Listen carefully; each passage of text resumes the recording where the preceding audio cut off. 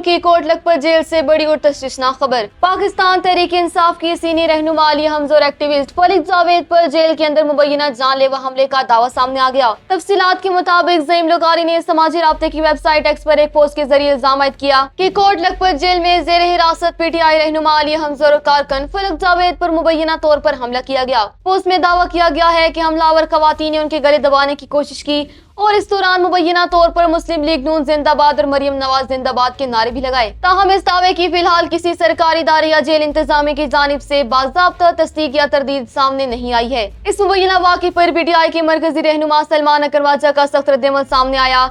उनका कहना है कि पंजाब हुकूमत और जेल इंतजामिया आली हमजा की हिफाजत की मुकम्मल जिम्मेदार हैं। उन्होंने वाक़े की शफाफ और फौरी तहकीकात, मुजरिमाना गफलत बरतने वाले तमाम जेल अमले को बरतरफ करने और हमलावरों समेत जिम्मेदाराना के खिलाफ मुकदमा दर्ज करने का मुतालबा किया। सलमान अकरवाजा ने मजीद बताया कि खानदान की मुशावरत से अदालत में आलिया हमजा के तिब्बी मुआयने और तहफ़्फ़ुज़ की दरख्वास्त भी दायर की जाएगी। वाज़ेह रहे कि साबिक रुकन कौमी असम्बली आलिया हमजा और एक्टिविस्ट फलीक जावेद तहरीक इंसाफ से वाबस्ता हैं और मुख्तलिफ मुकदमात के सिलसिले में कोट लखपत जेल में जेर हिरासत हैं। उनके खिलाफ अमन आमा, एहतजाज, तोड़ फोड़ और सरकारी इमलाक को नुकसान पहुंचाने से मुतल्लिक मुतअद्दिद मुकदमात दर्ज हैं और वो अदालती कार्रवाइयों का सामना कर रही हैं।